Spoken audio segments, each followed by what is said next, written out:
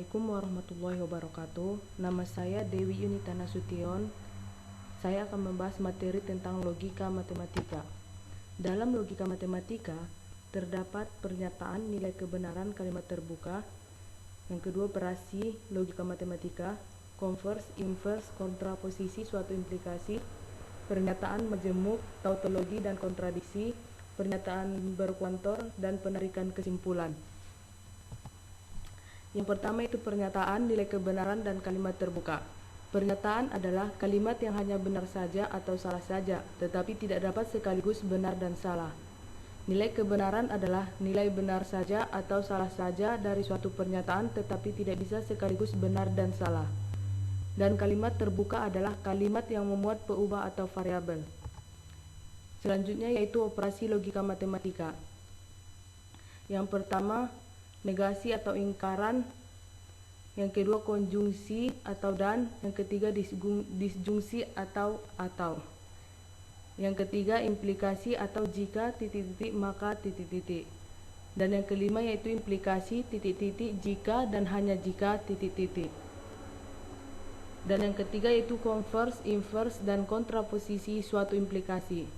Dari suatu implikasi P implikasi Q dapat dibentuk implikasi lain, yaitu yang pertama Q implikasi P yang disebut converse dari V implikasi Q, sedangkan ingkaran P implikasi ingkaran Q disebut inverse dari P implikasi Q, dan ingkaran Q implikasi ingkaran P yang disebut kontraposisi dari P implikasi Q.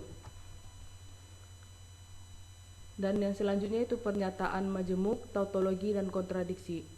Pernyataan majemuk adalah pernyataan yang dibentuk dari beberapa pernyataan tunggal atau komponen yang dirangkai dengan menggunakan kata hubung logika. Sedangkan tautologi adalah suatu proposisi yang hanya memuat B pada kolom terakhir tabel kebenarannya, yaitu benar untuk setiap nilai kebenaran dari peubahnya. Dan kontradiksi adalah proposisi jika kolom terakhir pada tabel kebenarannya hanya memuat S untuk setiap nilai kebenaran dari peubahnya. Dan yang selanjutnya yaitu tentang pernyataan berkuantor. Pernyataan berkuantor dalam logika matematika artinya pernyataan yang mengandung ukuran, kuantitas atau jumlah. Biasanya pernyataan berkuantor mengandung kata semua, setiap, beberapa, ada dan sebagainya. Kata-kata tersebut merupakan kuantor karena kata-kata tersebut menyatakan ukuran jumlah. Pernyataan kuantor dibagi menjadi dua, yaitu kuantor universal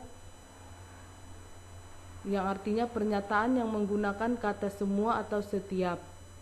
Dan kedua itu kuantor eksistensial, pernyataan yang menggunakan kata beberapa atau ada. Dan pembahasan selanjutnya yaitu tentang penarikan kesimpulan.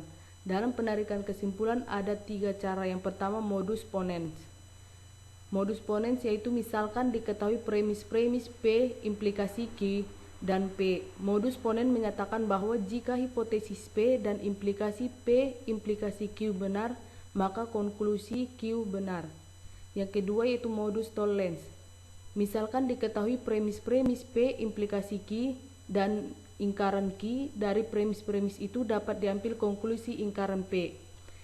Yang ketiga yaitu silogisme. Misalkan diketahui premis P implikasi Q dan Q implikasi R, dari premis itu dapat diambil konklusi P implikasi R. Dalam pembahasan saya ini menggunakan referensi buku yaitu Wirodikromo Sartono 2006 Matematika untuk SMA kelas 10 Jakarta, penerbit Erlangga. Yang kedua itu Safarudin 2013 Filsafat Ilmu Medan, Cita Pustaka Media Perintis dan yang lainnya. Sekian pembahasan saya, kurang dan lebihnya saya mohon maaf. Assalamualaikum warahmatullahi wabarakatuh.